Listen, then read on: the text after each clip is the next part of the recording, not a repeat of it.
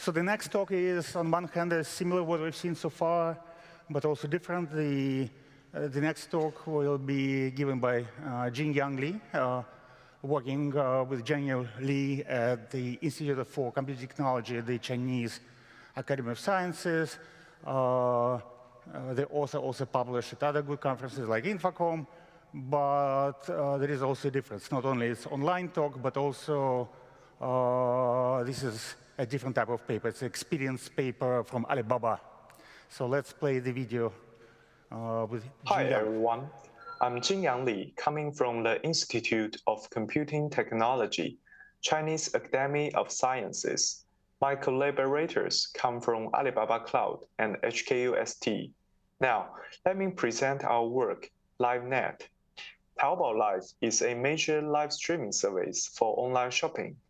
Its broadcasters are online shop owners who broadcast to promote their goods to the viewer. In a live broadcast, broadcasters need to connect and upload their camera live feed to the CDN edge node called producer, while viewers need to connect and download video data from the consumer node. And data can be relayed from the producer to the consumer via several CDN nodes. There are many unique usage cases in online shopping live streaming. Co-streaming is a typical example. In a co-streaming, multiple broadcasters can talk to each other like a live chat, which requires RTC-level communication delay, and their streams will be merged by a mixer server. In addition to the co-streaming, with more live streaming usage case emerging, more strict requirements are imposed. For example, there are several large online shopping festivals on Taobao Live, imposing a high scalability requirement for the CDN to support large concurrent audience. What's more, as a cloud service provider, Alibaba Cloud wishes to support multiple applications, which requires high flexibility. In this work, we focus on boosting the transmission within CDN. For several years, Alibaba Cloud relies on a hierarchical transport network called Higher. Its CDN nodes are organized in a two-layer structure with long predefined transmission passes. A stream will first be passed to the streaming center and then distributed to edge nodes that connect to the viewers. Although the hierarchical structure has facilitated many successful online events, it is possible to fail to meet SLA of 1 second video delay. As we can see in the figure, higher CDN delay is just around 400 milliseconds. It is unsafe for the 1 second SLA. After operating Higher for years, we observe plenty of requirement mismatches due to the hierarchical structure, which places significant burden on the streaming center, and the latency is high. Thus, we propose LiveNet, a transport network based on a flat CDN, whose control and data planes are separated. For the control plane, a centralized controller will decide the optimal transmission path. For the data plane, we propose a fast, slow path mechanism to boost the transmission. As a result, the CDN path delay can be halved by LiveNet. To use the flat structure, we first need to determine a path between the producer node and the consumer node. The most intuitive idea is calculating an ideal path at each consumer's path request. However, since the shortest path algorithm is time complex, the path calculation will slow the whole process. Fortunately, the network environment within the CDN is quite stable. Thus, we can let the path be calculated for all possible node pairs periodically and cache the result as hash table. Then the request can be satisfied by hash lookup. If some links are excessively used, they will be overloaded sooner or later. We must prevent overloading when calculating paths. To this end, we abstract link weights by incorporating link delay, packet loss rate, and utilization. For link AB, its weight WAB is abstracted as follows. The first term captures the link RTT expectation. F is a sigmoid-like function which penalizes the weight with the utilization going up. Since the path is calculated before being really used, it may be overloaded when being needed due to the overload variation of the existing streams.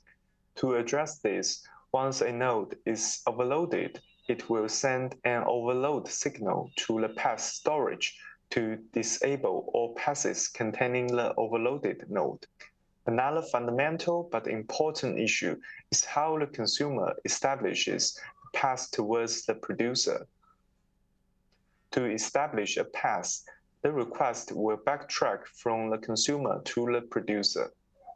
If an intermediate node has already subscribed to the stream, meaning cache heat, it will stop backtracking and forward the content to the downstream. An undesirable consequence is the long chain issue, assuming the returned path for node E is ADE of 2 hops, since D has previously subscribed to this stream, triggering a cache heat, and the path for E becomes ABCDE of 4 hops.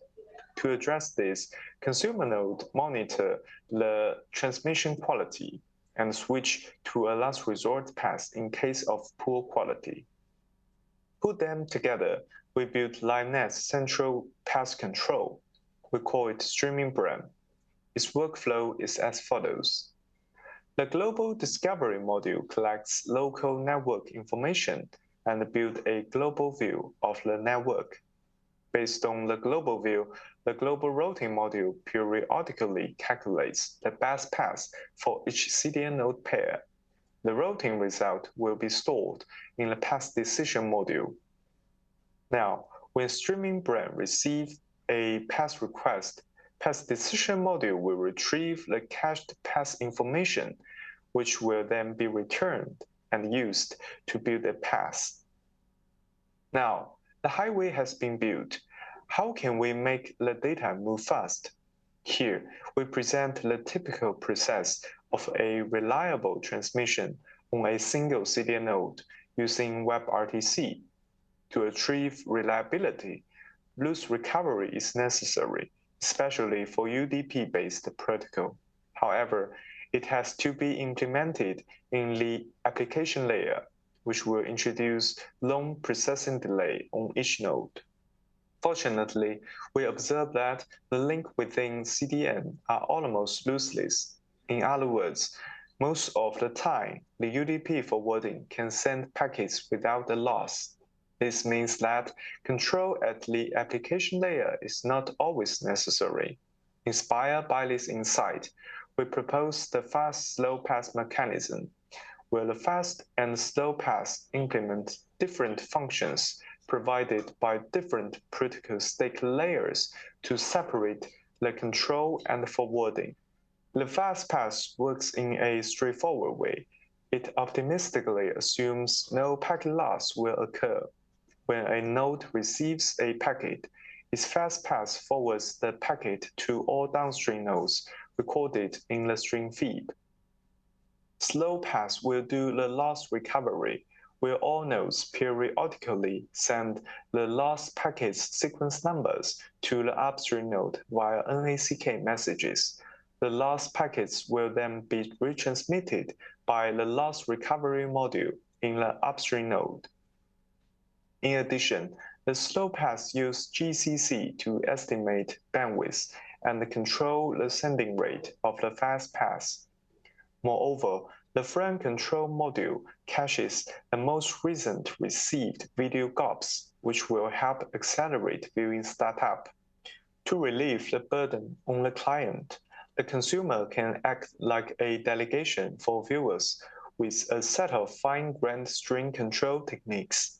I will elaborate the seamless string switching for co-streaming as a typical case for fine-grained string control.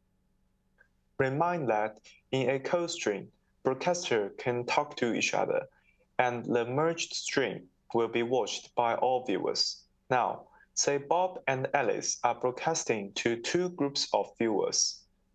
They decide to co-stream, and their streams will be pushed to a mixer server to merge their streams. In the traditional implementation, to watch the co-stream, viewers' client have to resubscribe to the merged stream.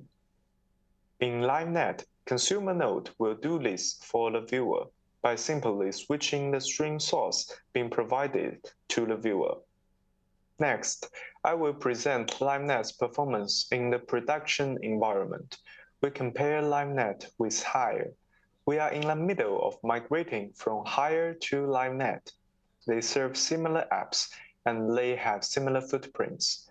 To evaluate, we use a 20-day dataset from Taobao Live. The key metrics we considered are the streaming delay reflecting the time elapsed from capturing a frame to this frame being displayed, and the CDN pass delay measuring the time elapsed from a packet arriving at producer node to its departing from the consumer. First, we present the overall performance. As we can see, LiveNet outperforms Hire on all metrics. In particular, LiveNet halves the pass length and the CDN pass delay. And the viewing QoE metrics are also improved. More specifically, LiveNet can provide streaming delay within 1 second in most cases, but we also observe a long tail of delay exceeding 2 seconds, which is caused by the imperfect node coverage.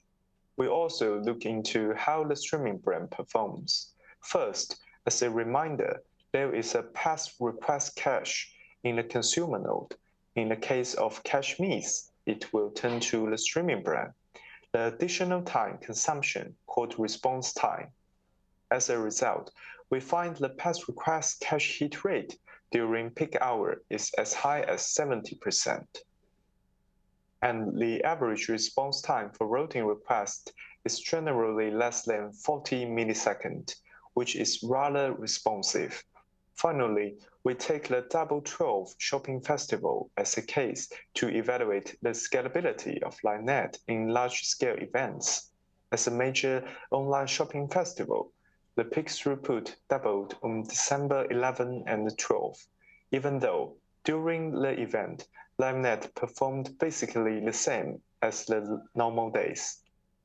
From the long-term operation, we summarize the following experiences. First, separating the control and data plane is a good choice. Second, it's necessary to replicate the center in multiple places. Third, always prepare backup paths in case of failure. Besides, user mobility support is essential. In addition, technique like GOP cache is very helpful for faster startup. Lastly, keep the client thin will make many things easier. That is the end of my talk. Thank you.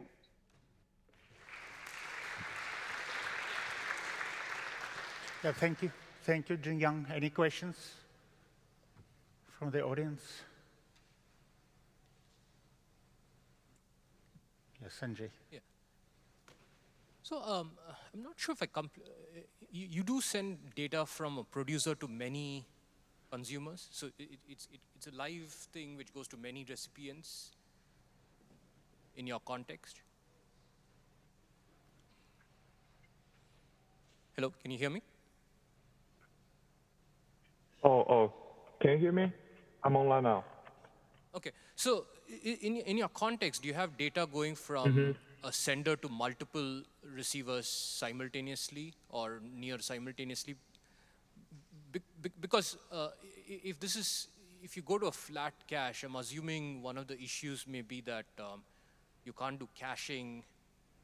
So cache misses could be an issue, right? That's probably one of the reasons hierarchical caches were there. So how do you handle many simultaneous receivers? Are there issues with cache misses? Yeah, actually, in the routing process, there are many relay paths. They will share the same relay node, and we will cache the data on the relay node. And yeah, that's the reason why we use a flat structure, but we still keep the cache function. Yeah. Okay. Are there any disadvantages of moving away from a hierarchy? Yeah, sure. There are some disadvantages. For example, in a hierarchical structure, it's easy for you to plan the resource provision, because in the hierarchical, in the higher tier of the in a distributing tree, you will allocate more resources, right?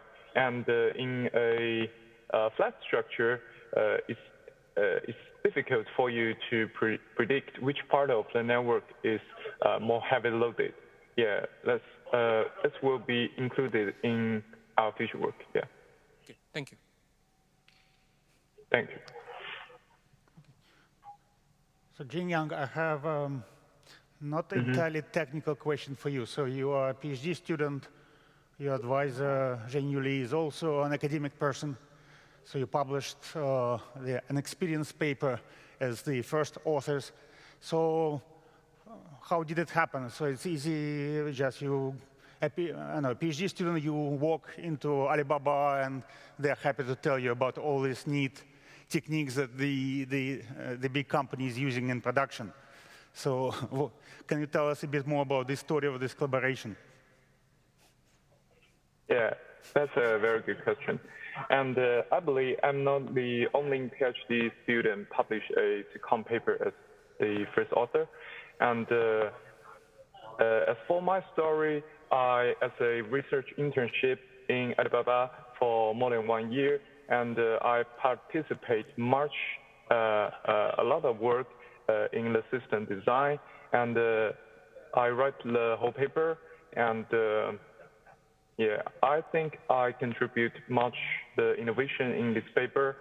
And why the Alibaba decide to share all this knowledge about the LiveNet is because Alibaba trying to promote their product because LiveNet has been running online for about 2 or 3 years, and it works just very, very good. And I think Alibaba is trying to promote this LiveNet by abstract the main idea as academic paper. Yeah. Okay. Thank you.